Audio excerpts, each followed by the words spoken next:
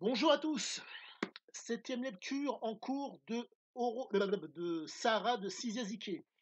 Tout bonnement génial. Donc aujourd'hui, je souhaiterais donc vous parler de cette capacité qu'avait Ziké, donc, comment dire, à utiliser le hasard comme boussole. Euh, Force est de constater que mes nombreuses relectures de Oro, Parodie, Sarah et de Ziké l'aventure, donc de tous les ouvrages ayant trait à Ziké, me permettent aujourd'hui de vous dire haut et fort que notre homme était, comment dire, avait une prédilection sans commune mesure pour le hasard. Le fameux pouce, abonnez-vous pour faire monter la culture et peut-être petit détail pour les abonnés. Sachez que je risque sûrement prochainement de voir une personne qui a côtoyé Ziké. Donc, s'il vous plaît, faites-moi ce petit plaisir, abonnez-vous. Le fait de vous abonner fait que je vais pouvoir me payer du matos, amener peut-être, comment dire, accentuer l'interactivité. Aujourd'hui, je ne me contente que de la caméra ici présente pour communiquer avec vous. Mais plus vous serez nombreux, plus je serai rétribué par rapport à Internet et autres. J'ai un portable, entre guillemets, qui paye pas de mine et je pourrais faire des vidéos d'autant plus qualitatives. Je souhaite à tout prix comment dire, que vous fassiez partie de cette aventure.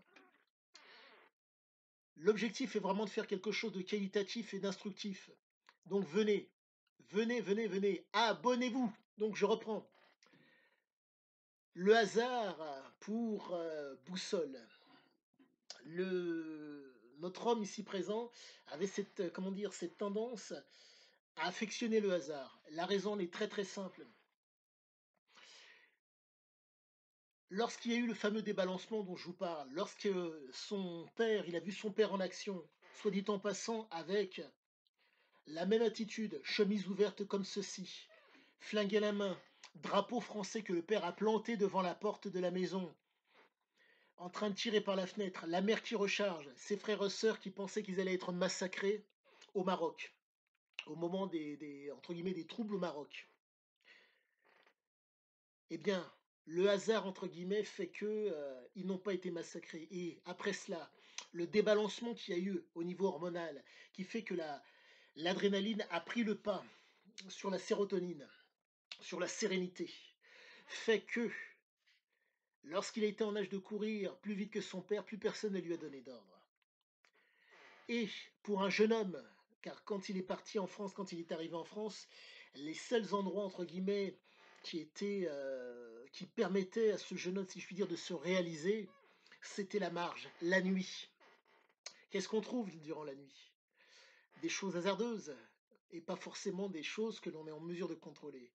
Et donc, il a pris un plaisir immense dans la marge. Et force est de constater que la mécanique de l'homme est la suivante par rapport à la marge. C'est un homme d'action, donc il y a une rencontre, il y a un échange, une perception, où il aperçoit une interprétation, et à la suite de ça, le fameux hasard. Et ça donne quelque chose de très pointu, de très très, comment dire, très, pour ma part, de très stimulant, parce que c'est le détail, le fameux hasard. Ne sachant pas de quoi sera fait demain, je profite pleinement du moment présent. Phrase qu'il y avait donc dans Sarah. Vivre pleinement le moment présent tout en préparant l'avenir. Propos complètement erronés et complètement, comment dire, je ne dirais pas ambigus, mais si vous voulez, qui ne peuvent être. Car pour pouvoir, entre guillemets, comment dire, préparer l'avenir, faut-il être dans le contrôle?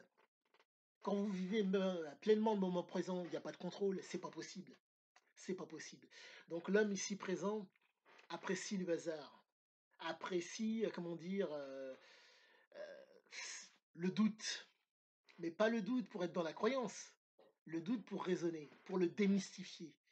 Ce qui fait que si c'est dur, si c'est pénible, si c'est difficile, si c'est faisable, et si au bout il y a une rentabilité éventuelle, il y va.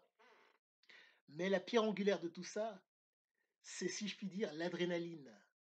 L'adrénaline, comment dire, due au hasard par rapport donc à cette fameuse difficulté, cette fameuse dureté, cette fameuse pénibilité et le fait que ça soit faisable et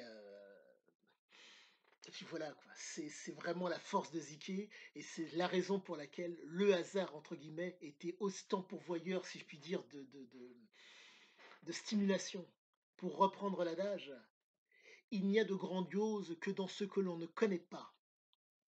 Et le grandiose et le hasard, il ne le connaissait pas. Et c'est pour ça qu'il y allait, si je puis dire, aisément et quasiment gaiement. Et encore, compte tenu du fait que l'homme était stoïque et qu'il ne montrait pas plus que ça ses émotions, en général aux gens qu'il ne connaissaient pas plus que ça. Là, vous avez un mec qui est très très fort. Et je pense que les nombreuses vidéos, vous le voyez, entre guillemets, plus ou moins garder la contenance, je vous laisse imaginer ce que ça doit être quand vous êtes constamment dans un état second, que votre boussole, c'est le hasard, et que la stimulation aidant fait que vous êtes constamment dans la projection, dans l'avenir. Et je me répète, du billard. Je vous dis à tous à bientôt. N'oubliez pas de vous abonner, et si la moindre question vous vient, n'hésitez pas. À bientôt!